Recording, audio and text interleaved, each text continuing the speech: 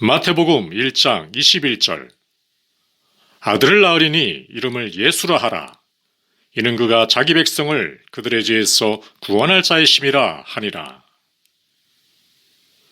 지금부터 저는 그리스도 예수님을 믿음으로 의롭게 되는 진리를 깨닫고 있으면서 진작 죄로부터 떠나지 못하여 괴로움을 당하는 사람들에게 몇 가지 말씀을 드리고자 하는 바입니다. 우리는 거룩하게 되기까지 결코 즐겁고 평온하고 영적으로 강건함을 누릴 수 없습니다. 우리는 죄로부터 멀어져야 합니다. 그런데 어떻게 멀리할 수 있느냐가 문제입니다. 이것은 많은 사람들의 대단히 중요한 문제점입니다. 옛 성품이 너무 강렬하게 작용하므로 이것을 다스리고 길들이고자 심히 애써왔습니다. 그러나 이 못된 성질이 길들여지지 않고 개선되기를 갈망하지만 오히려 전보다 더 나빠지는 자신을 보게 됩니다. 마음은 너무나 굳어있고 의지는 고집스러우며 감정은 걷잡을 수 없이 맹렬하고 상념은 심히 변덕스럽고 상상은 제어할 수 없으며 또 욕망은 난폭하여 이 사람은 자신 속에 야생동물이 우글거려서 길들여지기는커녕 자신을 삼켜버리는 것 같습니다. 우리의 타락한 소품에 대해서 주님께서 욥을 향하여 리워야단에 대해 하신 말씀을 적용할 수 있습니다. 욥기 41장 5절 내가 어찌 그것을 새를 가지고 놀듯 하겠으며 내 여종들을 위하여 그것을 메어두겠느냐. 사람이 자기 속에 도사리고 있는 타락한 성품의 권세들을 제어하려는 것은 마치 사납게 휘몰아쳐가는 북풍을 소나기에 주려는 것 같습니다. 이것이야말로 전설적인 헤라클레스의 공적보다 더 위대한 과업입니다. 그러므로 우리에게는 하나님의 은혜가 요청되는 것입니다. 어떤 이들은 다음과 같이 말합니다. 예수님께서 나의 죄를 용서해 주신 것을 나는 믿을 수 있습니다. 하지만 나의 근심이 되는 것은 계속해서 범죄케 되는 사실이며 내 속에 죄의 경향이 있음을 느끼게 되는 것입니다. 공중으로 높이 던져진 돌이 땅에 다시 떨어지듯이 힘있는 설교를 들을 때는 마치 내가 하늘로 날아 올라가는 듯 하다가도 이내 침체된 상태로 떨어져 버리고 맙니다. 아, 슬프도다. 나는 죄악의 바실리스크의 눈에 현혹되었어 마력에 끌려 자신의 어리석음에서 헤어나오지 못하는구나. 친애하는 친구여, 만약 우리의 파괴된 상태에 대한 어떤 조치가 없다면 구원이란 한낱 불완전한 비의 사건에 지나지 않을 것입니다. 사죄받은과 마찬가지로 성결케 되기를 우리는 갈망합니다. 그렇게 되지 못하면 문둥이가 깨끗하다고 선언받고 나서 집에 돌아가서 그 병으로 죽게 되는 것과 같습니다. 혹은 반역자가 용서받고 나서 계속해서 왕에게 반역행위를 하는 것이나 다름이 없습니다. 그래서 이런 일은 그 결과는 해소시켜버리면서 원인은 덮어두기 때문에 우리 앞에 항상 끝없고 소망 없는 일만 쌓여지게 하고 맙니다. 잠시 흐르는 물을 막았다가 더 한층 거센 물결이 되게 하는 것과 같습니다. 그리스도께서 내 죄를 없이 하신 일에 대해서 고찰해 봅시다. 그분은 죄책과 죄의 권세 그리고 죄의 존재를 없애버립니다. 단번에 여러분은 둘째 단계까지 이를 수 있습니다. 즉, 죄의 권세까지는 믿음으로 즉시 깨뜨려집니다. 그리고 여러분은 세 번째 길, 즉 죄의 잔존을 소탕하는 단계에 들어서게 된 것입니다. 죄의 잔존 소탕은 어떻게 가능한가요? 아래에서 말씀드리겠습니다. 첫 번째 약속을 붙잡으십시오.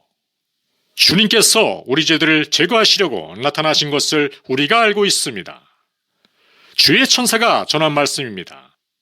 마태복음 1장 21절 아들을 낳으리니 이름을 예수로 하라. 이는 그가 자기 백성을 그들의 죄에서 구원할 자이심이라 하니라. 우리 주 예수께서는 우리 속에 마귀의 일을 멸절하시려고 오셨습니다. 주님의 탄생 시에 선포된 말씀은 그분께서 운명하실 때에도 동일하게 선포되었습니다. 어째서 그런가 하면 병정들이 그분의 옆구리를 창으로 찔렀을 때 피아물이 쏟아져 나왔는데 이는 우리를 범죄한 것과 죄의 오염에서 치유하는 이중적인 효력을 지녔기 때문입니다. 혹시 여러분이 죄의 권세와 여러분의 나쁜 성질에 대해서 근심하신다면 여기에 여러분을 위한 한 약속이 있습니다. 이 약속, 마태복음 1장 21절을 굳게 믿고 붙잡으시기 바랍니다. 두 번째 약속을 굳게 믿으십시오. 거짓말하실 수 없으신 하나님께서 에스겔서 36장 26절에서 다음과 같이 말씀하십니다. 내가 또 너희에게 새 마음을 주고 너희 안에 새 영을 넣으리라. 내가 너희 육체에서 돌 같은 마음을 제거하고 살 같은 부드러운 마음을 주리라. 이 말씀을 보면 내가 주겠고 또 내가 넣으리라. 내가 주리라. 그리고 내가 없애버리겠고 라고 계속 말씀하시고 계십니다. 만왕의 왕이시며 자기의 모든 뜻을 이루실 수 있으신 분께서 친히 나타내신 표현입니다. 또한 역시 주님은 이 일을 능히 이루실 수 있는 것도 알고 계십니다. 구스인의 피부를 바꾸실 수 있으시고 표범의 반전도 없애버릴 수 있으십니다. 이 말을 듣고서 여러분은 경이로울 것입니다. 하나님은 여러분을 한 번 더 창조하실 수 있으십니다. 여러분을 거듭나게 하실 수 있다는 말씀입니다. 이것이 은혜의 신비인데 성령님께서 이 일을 이루실 것입니다. 만약 어떤 사람이 나야가라 폭포 밑에 서서 말 한마디로 폭포의 물을 회전시켜서 거창한 압력으로 떨어지고 있는 물을 다시 벼랑을 타고 올라 거꾸로 흐르게 한다면 이는 놀라운 기적이 될 것입니다. 하지만 하나님은 이런 기적을 성취할 수 있음을 믿으셔야 합니다. 여러분의 모든 성질들이 전적으로 바뀌어진다면 그야말로 더 큰 이적이 될 것입니다. 실은 하나님에게는 모든 것이 다 가능한 일입니다. 그래서 여러분의 욕망으로 치닫는 본성과 하나님으로부터 멀리 떨어져가는 여러분의 생의 흐름을 바꾸어 폭포가 거꾸로 흐르듯이 온통 하나님을 향하여 여러분의 전 존재가 나아갈 수 있도록 만드실 수 있으십니다. 그런데 진정 이와 같은 일이 하나님께서 언약 가운데 있는 자들을 위하여 성취하시기로 약속하신 것이라는 말씀입니다. 모든 믿는 자는 언약 안에 있습니다. 세 번째 약속인 에스겔서 11장 19절을 읽어보도록 합시다. 내가 그들에게 한 마음을 줄 것이요 또 내가 너희 안에 새 영을 넣으리라. 또 내가 그들의 육체에서 돌 같은 마음을 제하고 살 같은 마음을 주어서. 참으로 놀라운 약속입니다. 우리로 말미암아 하나님의 영광이 나타나도록 예수 그리스도 안에서 아멘이 됩니다. 이것을 굳게 붙드십시오. 이 말씀을 진실된 것으로 받아들이고 여러분의 구원으로 삼도록 하십시오. 그리하면 그대로 여러분 속에 이루어질 것이며 날이 지나고 해가 바뀜에 따라 하나님의 주권적 은혜의 역사로 인해서 여러분 속에 이루어진 변화의 신비에 대하여 찬송을 부르게 될 것입니다. 그런데 주님께서 우리의 굳은 마음을 제하실 때에는 이것이 온전히 뿌리채 뽑혀져 버린다는 사실을 알아야 하겠습니다. 그래서 일단 주님께서 새로운 마음을 넣어주시면 어떠한 세력도 이것을 없앨 수 없을 뿐더러 우리에게 주신 의로운 영도 빼앗을 수 없습니다. 로마서 11장 29절 하나님의 은사와 부르심에는 후회하심이 없느니라. 즉 하나님 편에서는 후회하지 않으신다는 뜻입니다. 일단 우리에게 주신 것들을 다시 찾지 않으십니다. 주님께서 여러분을 새롭게 하도록 주님께 맡겨버리십시오. 그러면 여러분은 새롭게 함을 받을 수 있습니다. 개가 토한 것을 다시 찾는 것 같이 사람의 수양각에서는 곧 다시 원점으로 되돌아가고 맙니다. 이와 반대로 하나님께서 우리에게 주시는 새 마음은 영원히 우리 마음속에 있게 되며 다시 돌같이 굳어지는 일은 있을 수 없습니다. 우리 마음을 새롭게 변화시키신 하나님께서 영원토록 그렇게 보존하실 것입니다. 그러므로 우리는 하나님께서 그의 은혜의 왕국에서 창조하신 것을 기뻐할 수 있습니다. 이 점을 좀 더 명백히 설명하기 위해서 로랜드 씨의 고양이와 돼지에 관한 예화를 들어봅시다. 이 이야기를 제 나름대로 만들어서 반드시 거듭나야 한다라고 말씀하신 예수 그리스도의 인상 깊은 말씀을 여러분에게 명백히 제시하고자 합니다. 여러분은 고양이를 보신 일이 있겠지요. 고양이는 참으로 깨끗한 동물입니다. 혓바닥 까발로써 아주 슬기롭게 자신의 몸뚱이를 씻고 있습니다. 이 광경은 정말로 일품입니다. 그런데 돼지가 이렇게 하는 것을 본 적이 있으십니까? 물론 보신 일이 없을 겁니다. 목욕하는 것은 돼지의 성질에 전혀 맞지 않습니다. 차라리 진흙구덩이에서 뒹굴기를 좋아합니다.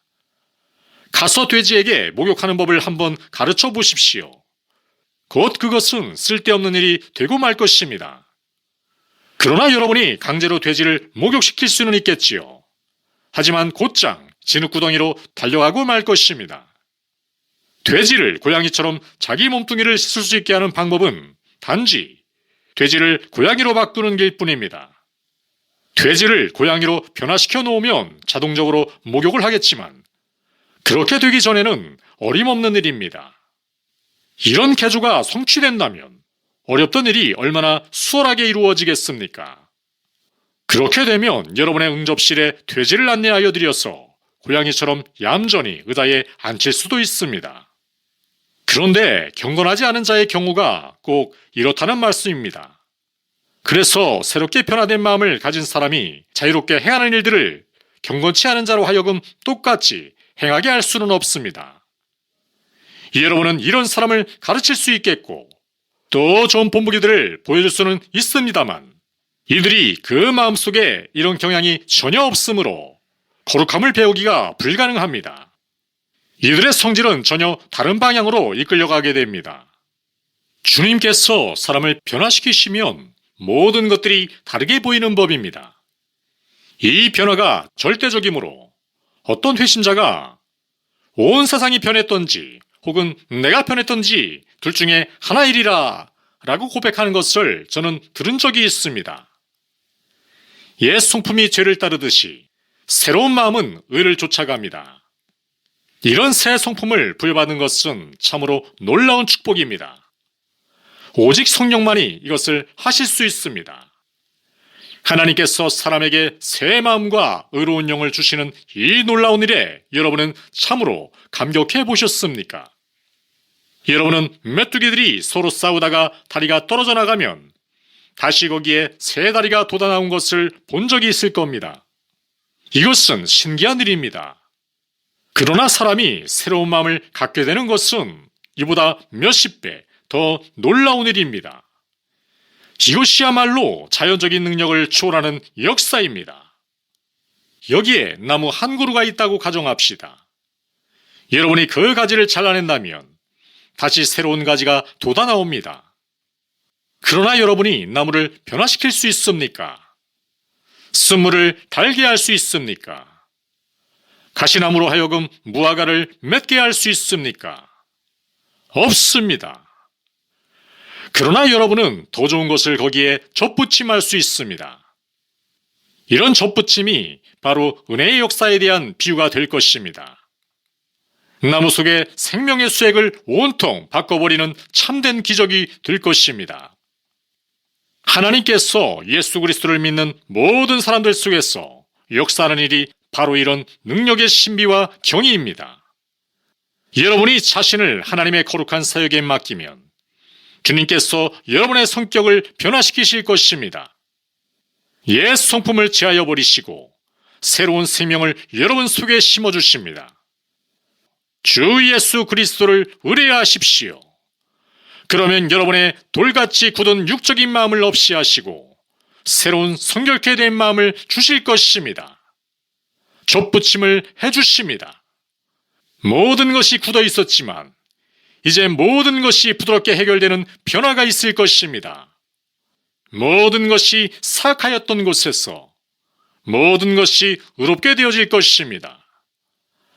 아래로만 치닫던 것이 이제는 맹렬한 힘으로 위를 향하여 치솟을 것입니다.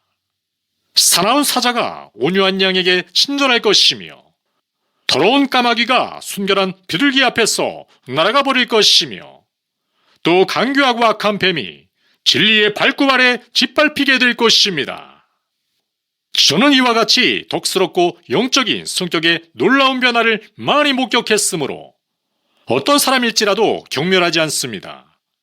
한때는 정숙하지 못한 여인들이 눈같이 순결해지고 불경건하던 남자들이 열성적인 헌신으로 온통 빛으로 충만된 생활을 하는 것을 보아왔으므로 이런 일은 현재에도 얼마든지 가능합니다. 도둑들이 정직한 사람이 되고 술주정뱅이가 정숙한 사람이 되며 사기꾼이 신실한 사람이 되고 냉소하던 사람이 열렬한 성도가 되는 변화를 보아왔습니다. 하나님의 은혜가 임한 곳이면 어떤 사람이든지 불경건한 일과 세상의 육적인 것을 부인하고 이 죄 많은 세상 가운데서도 정결하며 의롭고 거룩하게 살도록 만듭니다. 그런데 친애하는 독자여, 어떤 이는 저는 도무지 이런 변화를 일으킬 수 없다오 라고 반박합니다. 누가 여러분이 할 수 있다고 말했단 말입니까? 위에서 인용한 성경 말씀은 사람이 하는 일에 관여하는 것이 아니라 하나님께서 하실 일에 대한 언급입니다. 이것은 하나님의 약속이요 자기의 약속을 성취하실 분에 관한 말씀입니다. 주님께서 자신의 언약을 여러분에게 이루실 것을 믿으십시오. 그러면 그대로 이루어질 것입니다. 예외도 있겠지만 시간은 대체로 오래 걸릴 것입니다. 그러나 어떻게 해서 이런 일이 이루어진다는 것일까요? 라고 스스로 의문스러워하겠지요. 하지만 여러분의 할 일은 무엇이라는 말입니까? 여러분이 주님을 믿기 전에 주님께서 주님의 방법을 설명해야만 될까요? 주님의 이 역사는 큰 신비입니다. 성령님께서 이것을 성취하십니다. 약속을 맺은 사람이 그 약속을 이행할 의무가 있는 것처럼 하나님도 역시 그러하십니다. 예수 그리스도를 믿는 모든 자에게 하나님의 아들이 되는 권세를 주셔서 이 놀라운 변화를 약속하신 하나님은 믿는 자들에게 그 언약이 반드시 이루어지게 하십니다. 하나님의 약속이 비록 커다란 이적이지만 주님께서는 은혜로우시며 신실하심으로 여러분을 위해서 이 일을 하실 수 있고 또 기꺼이 하신다는 점을 여러분이 믿는다면 얼마나 좋은 일이겠습니까? 하나님은 결코 거짓말하실 수 없다는 사실을 여러분이 확실히 믿기를 바랍니다. 하나님은 능히 하실 수 있으므로 새로운 마음과 새로운 영을 주실 것을 여러분이 믿기를 간절히 소원하는 바입니다.